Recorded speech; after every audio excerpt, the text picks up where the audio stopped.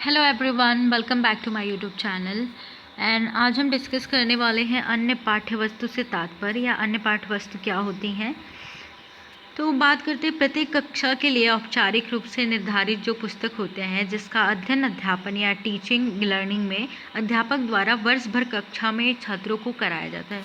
वो पुस्तकें होती हैं जो हम देखिए औपचारिक रूप से फॉर्मल रूप से हमें क्या होता है, हमारा जो सिलेबस होता है उसमें हमें उसके अकॉर्डिंग उस पुस्तक पढ़नी होती है, तो वो तो होता है सिलेबस के साथ अन्य कुछ पुस्तकें होती हैं जैसे कि तो इसे हम पाठ्य पुस्तक कहते हैं तथा कक्षा में लागू उपयुक्त पाठ्य पुस्तकों के अतिरिक्त समाचार पत्र पत्रिकाएं कॉमिक्स आदि का पठन पाठन अन्य पाठ्य वस्तु के अंतर्गत आता है। देखिए पाठ्य वस्तु होती है जो आप किसी कक्षा में, चाहे आप क्लास 4th में हो चाहे क्लास 5th में हो, तो वो चीज़ उस सब्जेक्ट को पढ़ते हो तो आपका पाठ्य पुस्तक हो जाता है।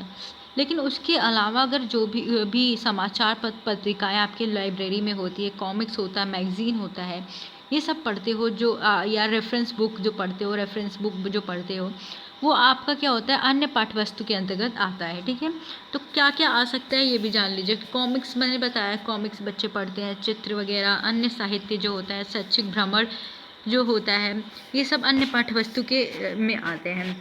और अन्य पाठ्य वस्तु के स्रोत क्या है, जैसे कि देखिए समाचार पत्र, बाल पत्रिकाएं होती हैं, रेडियो हो गया, दूरदर्शन हो गया, ये सब अन्य पाठ्य वस्तु की जो होते हैं सोर्स होती हैं। ठीक है, जिसके माध्यम से आप पाठ्य वस्तु के अलावा और चीज़ें पढ़ते हो।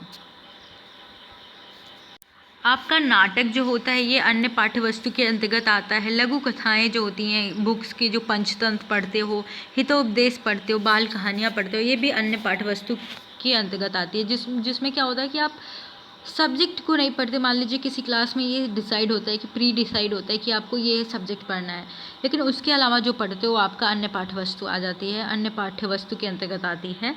तो अन्य पाठ्य वस्तु का महत्व क्या होता है, इंपॉर्टेंस क्या होता है, ये भी जान लीजिए।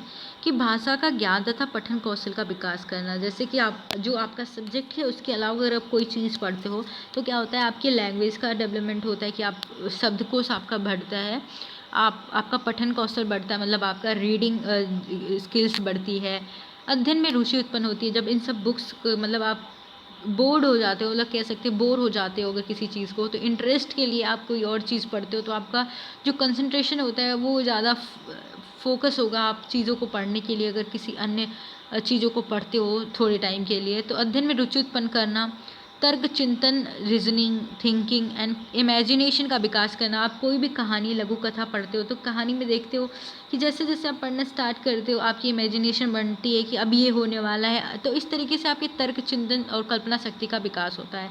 और ज्ञानवर्धन व सामान्य ज्ञान में बढ़ोतरी होती है। सामान्य ज्ञान बढ़ोतरी मतलब अगर आप कोई भी जर्नल नॉलेज की बुक्स पढ़ते हो या फिर आप कोई भी मैगज़ीन, न्यूज़पेपर पढ़ते हो तो आपकी क्या होती है, ज्ञान में वृद्धि होती है और ज्ञान का वर्धन होता है। मतलब आपके शब्दकोश का भी भंडार, मतलब आपके शब्दकोश का भी बढ़ता है, आपका भंडार जो है शब्दकोश का वो भी बढ़ता है और आपके ज्ञान में भी वृद्धि होती है। तो आज के लिए इतना ही। आई होप आपको वीडियो पसंद आई होगी। अगर वीडियो अच्छी लगती है तो प्लीज़ लाइक करना, शेयर करना और चैनल को सब्सक्राइब करना। Thank you.